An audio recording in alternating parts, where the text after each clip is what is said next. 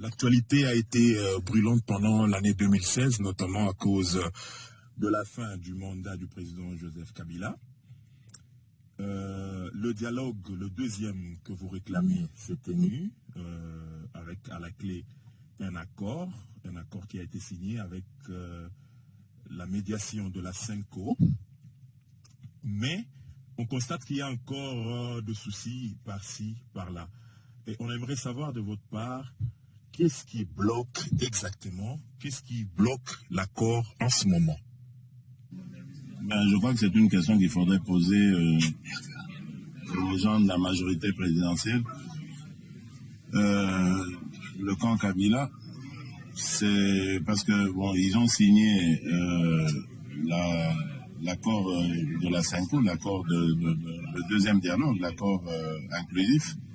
Ce qui est étonnant, en revanche, c'est que depuis lors, ils trouvent toutes sortes de prétextes pour retarder la discussion sur l'arrangement particulier. L'arrangement particulier se devant être une annexe à l'accord. Donc, c'est-à-dire, c'est la mise en pratique de l'accord. Donc, comment est-ce qu'on va mettre en pratique ce dont nous nous sommes convenus dans l'accord? Et c'est à ce point qu'ils marquent beaucoup de pesanteurs. Ils ont, la première fois, c'était qu'ils n'étaient pas prêts. Donc ça, c'était le mardi qui a suivi le 31 décembre, jour de la signature. On devait se retrouver mardi. Ils ont dit qu'ils n'étaient pas encore prêts. Ils ont demandé à ceux que nous envoyions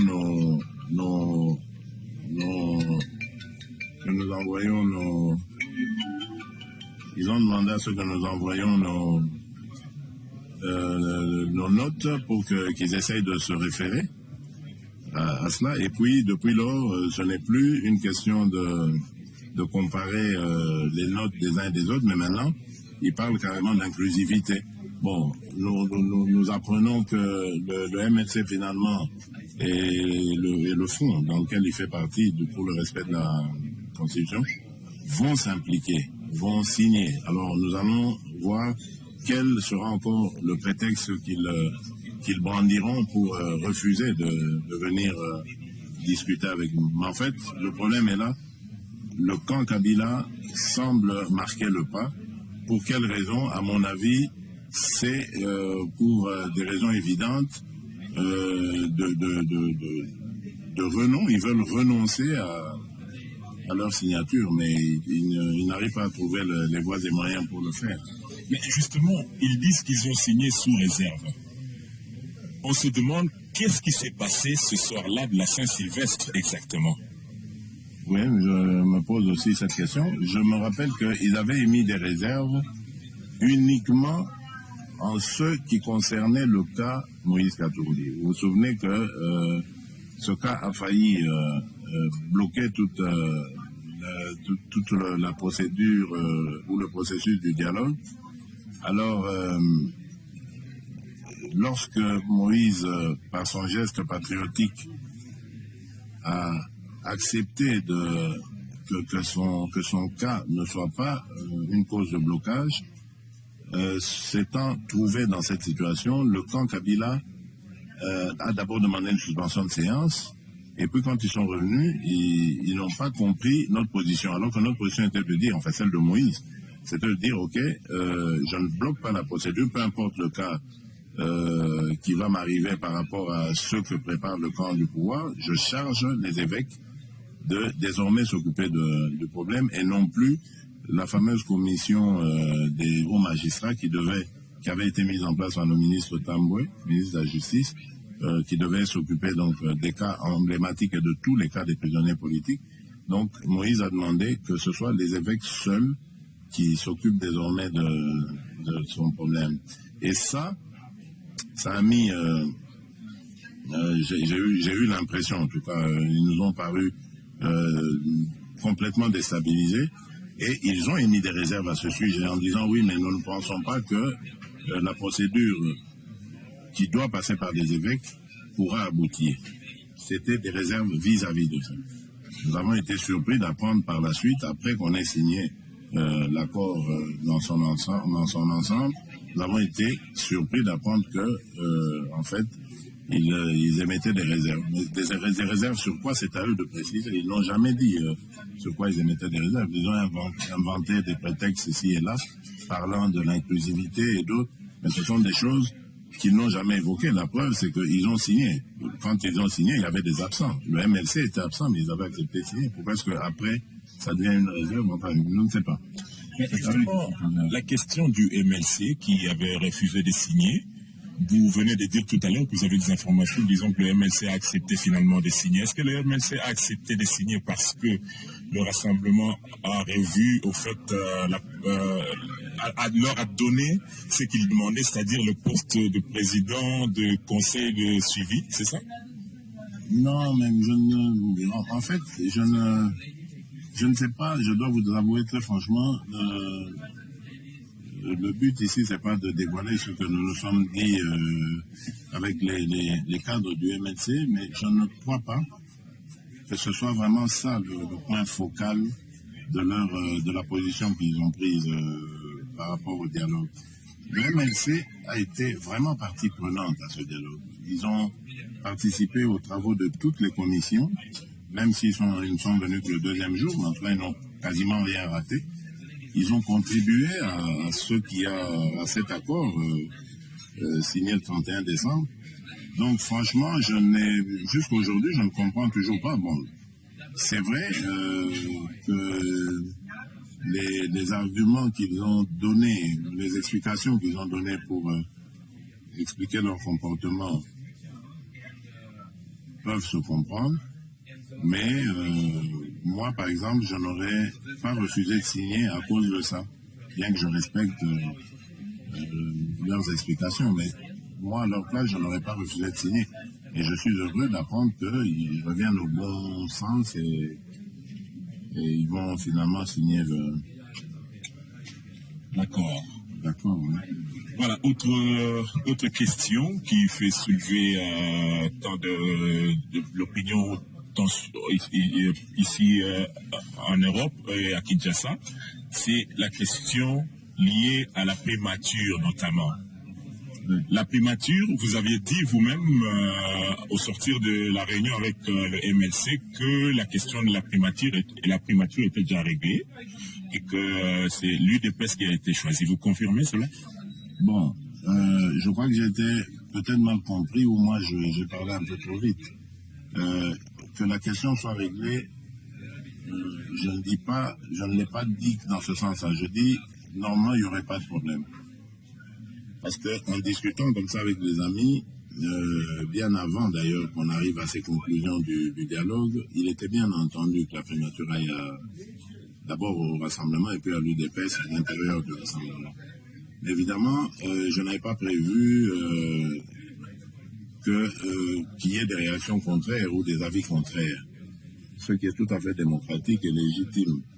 Donc, moi je l'ai dit non pas pour provoquer, moi je l'ai dit parce que c'est ce que je savais qui devait se passer, mais je ne savais pas que ça devait passer par de nouveau un entendement commun, une position commune. Bon, c'est peut-être ça que j'ai omis dans ce que je faisais. Ben, tant pis pour moi. Moi, je ne voulais pas faire de cette interview. J'étais très pressé. Je voulais me débarrasser des journalistes parce que je partais à un rendez-vous. Je ne voulais pas arriver en retard.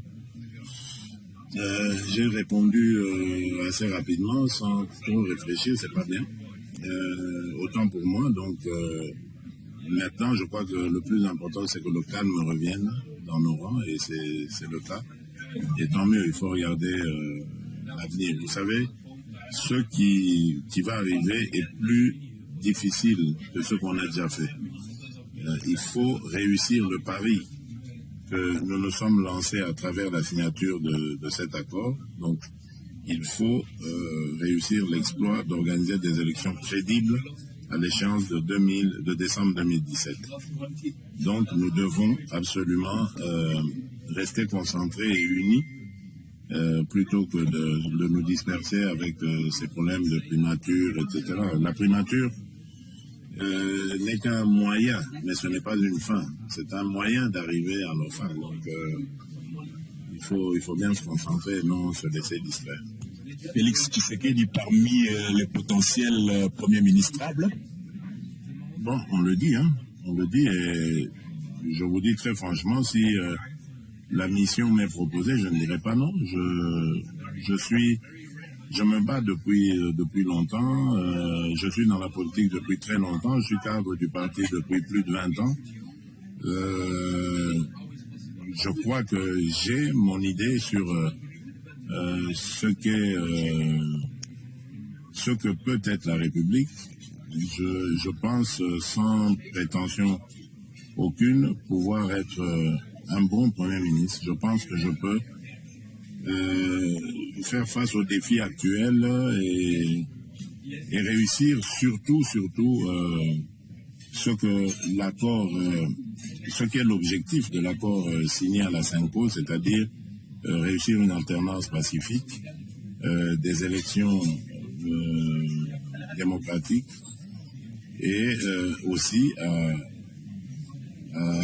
atténuer un tant soit peu les difficultés quotidiennes de nos compatriotes et à lutter contre la corruption. Notre avant-dernière question, Samy Badibanga notamment a fait savoir qu'il refusait de démissionner de son poste pour laisser la place au Premier ministre choisi par le Rassemblement.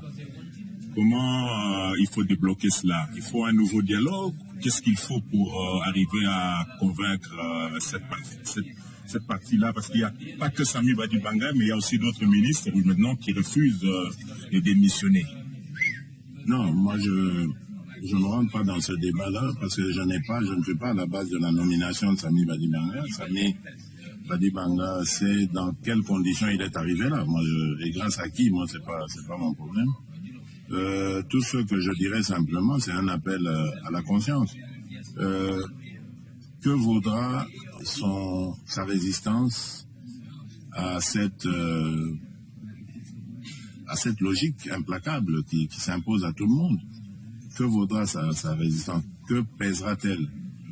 Veut-il s'attirer comme ça l'ire de la population, de la communauté internationale? Veut-il être l'élément de blocage de la situation politique nationale?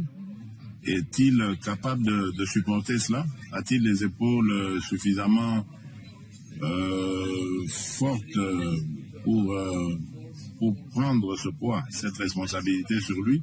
Je ne sais pas. C'est à lui de réfléchir. Moi, à sa place, je ne me serais pas engagé dans une telle aventure. C'était très risqué. Bon, maintenant qu'il y est, moi, je lui demande de rester raisonnable. Il peut encore tirer son épingle du jeu. L'entêtement, je ne crois pas que ça a toujours été une bonne voie de sortie en politique. Notre dernière question. Le lancement de la centrale électorale par l'AMP, vous pensez que c'est nécessaire de faire la même chose au niveau du Rassemblement ou vous voyez cela de notre œil? Non, moi j'applaudis, je dis que c'est très bien. C'est la preuve que maintenant ils ont compris. Ils ont compris que ça ne sert à rien d'essayer de nous imposer Joseph Kabila.